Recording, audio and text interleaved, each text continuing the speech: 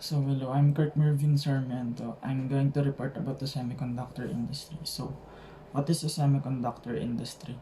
The semiconductor industry is the aggregate of companies engaged in the design and fabrication of semiconductors and semiconductor devices, such as integrated circuits.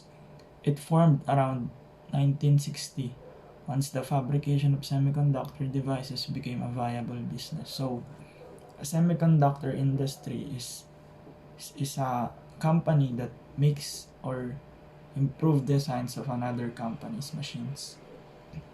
What is used in semiconductor industry?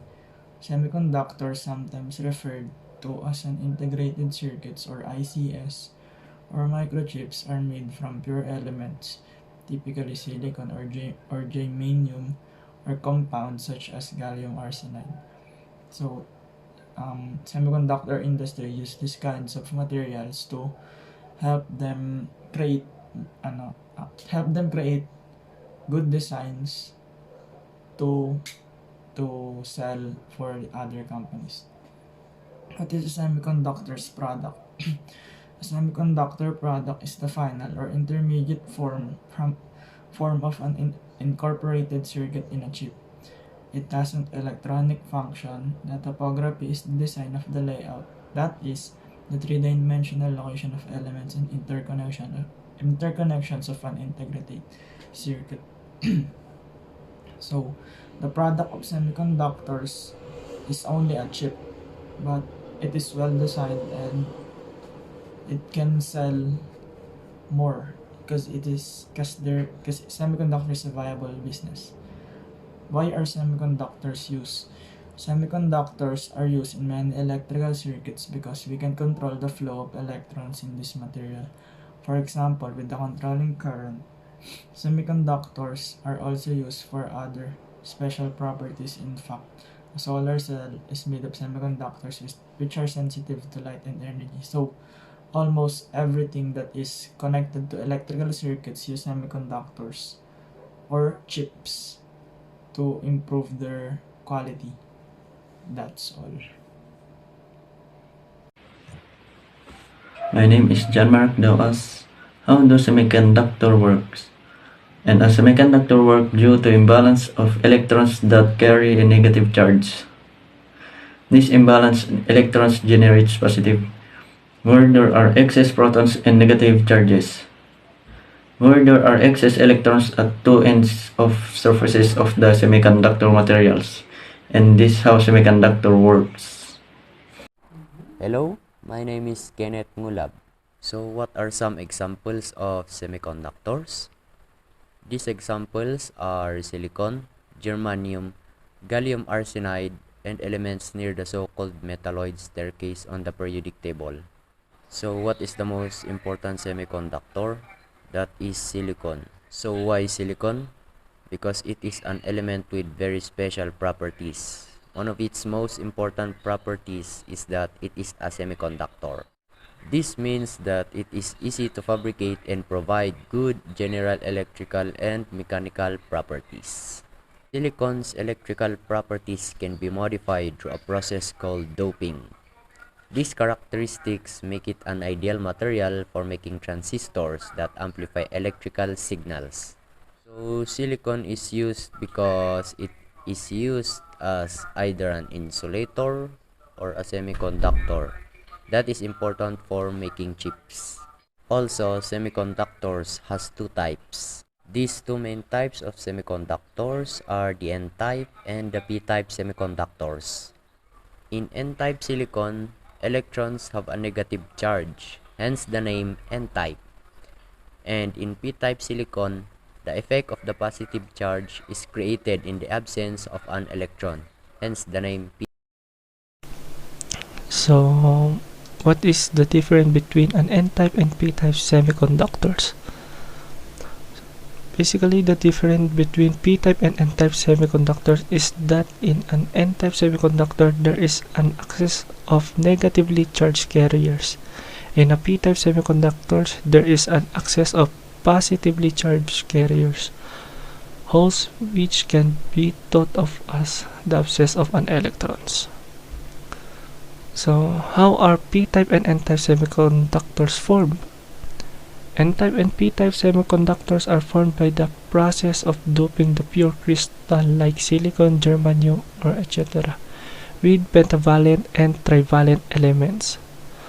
When, when pentavalent atom doped with Si, 4 atoms from pentavalent atoms will paired with silicon and one remain loosely bound with the parent atom.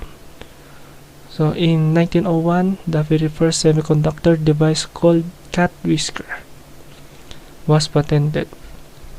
The device was invented by Jagadish Chandra Bose. Cat whisker has a point contact semiconductor rectifier used for detecting radio waves. A transistor is a device composed of semiconductor material. Why semiconductors are so important? Semiconductors are especially important as varying conditions like temperature and impurity content can easily change their conductivity. The combination of various semiconductor types, which is the N-type and the P-type, together generates devices with special electrical properties, which allow control of electrical signals. So mahalaga talaga ang semiconductors sa mga mobile phones, yung mga devices na nakakasagap ng signal, na kailangan ng signal. And what is the importance of semiconductors in our daily life? Your personal computer has a semiconductor to prevent overheating and vibration. So mahalaga talaga ang semiconductor sa daily life natin as a student, as a teacher, dahil sa online class ngayon. Nagagamit 'yon para hindi mag-overheat yung mga laptop natin. 'Yun, para hindi maghahang ganun. So many digital consumers product in daily life use conductors to keep them function better. Longer including smartphones. Yun nga yung sabi ko kanina, yung smartphones, kailangan talaga ng signal. Yung mga may kailangan ng signal. Digital cameras, televisions, washing machines and dryers, ovens and refrigerators, and even LEDs. So, mahalaga talaga yung semiconductors sa buhay natin as a human kasi madaming natutulong to sa mga nagagamit natin sa paligid natin. My name is Jalenel Cabada. As we are discussing about semiconductor, can I also tell you where semiconductor came from and what is its use nowadays? Where do semiconductors come from? The semiconductor business has also become one of the most interlinked in history, with raw materials coming from Japan and Mexico, and chips made in the US and China. The chips are then shipped around the world again to be installed in devices that end up in people's hand in every country in the world. How are semiconductors used today? Semiconductors are present in almost all modern electronics, like cell phone, computer, etc. Day by day, with the increase in technology, semiconductor requirements is also going to improve. As per industry demands, many new devices are discovered and nowadays with the help of semiconductor materials. Without transistor and integrated circuits, our modern life would be very difficult. The properties of semiconductor materials makes possible numerous technological wonders, including transistors, microchips, solar cells, and LED displays. With the microprocessor, we can control the operation of car, trains, and space vehicles. The microprocessor is made up by numerous transistors and other controlling devices which made up by the semiconductor materials. Who is leading the semiconductor industry? Uh, Intel is the largest global semiconductor manufacturer based on global revenue. Intel Corporation is a US company known for the x86 microprocessor. I'm Zairil Arsenio from Electronic and Communication Engineering 1A. How semiconductor affects the environment. According to the Stanford University, the result of semiconductor industry is a large and rapidly growing demand for water and ultimately disposed of as waste. The semiconductor industry uses large volume of ultra-pure water to manufacture microchips to avoid contamination of electronic devices. Semiconductors needs a lot of water, between 2 to 4 million gallons of water, to cool down equipment and clean silicon wafers. Chip makers also use large amount of energy and many toxic chemicals, all of which can harm the environment. According to the industry critics, the semiconductor industry also adversely impacts the environment, causing groundwater, air pollution, and generating toxic waste as byproduct and semiconductor manufacturing process. To manufacture computer components, the semiconductor industry uses large amount of hazardous chemicals, including hydrochloric acid, toxic metals and gases, and volatile solvents. The exposure to toxic chemicals in semiconductor manufacturing plants led to adverse health effects such as miscarriage and cancer among workers. The U.S. Bureau of Statistics shows the semiconductor industry as having a worker illness rate of about one-third of the average of all manufacturers, and advocates defend the industry, pointing to recent research collaboration and product replacement as proof that semiconductor manufacturers adequately protect both their employees and the environment. So the U.S. Bureau of Statistics and advocates wants to defend the industry by collaborating with the researchers. A group of Stanford researchers has presented computer-aided design tools to find ways to reduce the environmental and impact of chip manufacturing or semiconductor manufacture. Stanford researchers examined ways to reduce water use in chip manufacture. Turning silicon wafers into chip which requires hundreds of steps. The wafers are repeatedly etched, doped, and heated to create the millions of transistors and connections that make up an integrated circuit. Every few steps, the wafer must rinse in a highly purified water to remove surface impurities. They created a computer's simulation of equipment called wafer cleaning station that is used in the rinse process. In a typical rinse operation, a cassette containing 50 wafers is lowered into a basin of water, which is rapidly drained and refilled several times. The SENA researchers have set a number of objectives to reduce environmental impacts. These objectives are expanding on the earlier work to further reduce rinse water requirements by one-fourth and to recycle half of the remaining water while reducing energy and chemical use. Developing a process that converts ozone-depleting perfluorocarbon gases into a solid form that cannot harm the ozone layer. Developing a new process for polishing a wafer surface to an atomic level of flatness that cuts chemical use in half and converts the leftover mixture of liquid and grit into a solid form for easy disposal.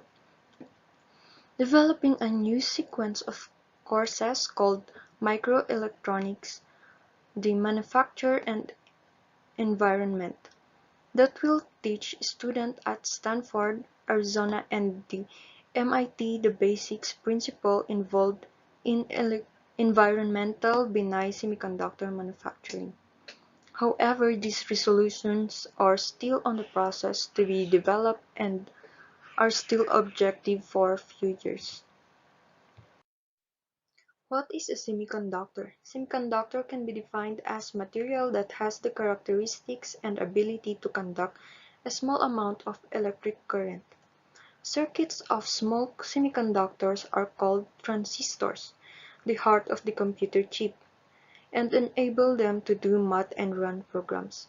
It enabled electronics to become smaller, faster, and more reliable. The elements of semiconductors are silicon, which are the most widely used, germanium, gallium arsenide, and silicon carbide. How semiconductor works. Semiconductor works due to the imbalance of electrons that carry negative charge. This imbalance of electrons generates positive and negative charges at the two ends of surfaces of the semiconductor material. To conduct electricity, electrons move around because protons and neutrons are bound in the atomic nuclei. The electrons in the outermost shell of an atom are called valence electrons. The valence electrons in a series of energy level form an energy band called valence band. The valence band electrons can jump into an empty band of electrons called a conduction band. In the conductor, there is no gap between the conduction and the valence band. Electrons can freely move from the valence band to the conduction band. This movement of electrons creates an electric current and conduct electricity. In insulator, there is a gap between valence band and conduction band. Therefore, the valence electron cannot reach the conduction band, so there is no electric flow. In semiconductor, there is a gap between valence and conduction band, but it is small enough so that the valence electron can reach the conduction band when the energy is provided by an applied voltage. The conductivity of the atomic structure in a semiconductor can be controlled by the stimulation with light, heat, electric currents, and electromagnetic field in a computer. Despite the impact of the semiconductor toward the environment, such as causing groundwater, air pollution, generating toxic waste, demand for water, and health effects, semiconductors are still important in our daily life.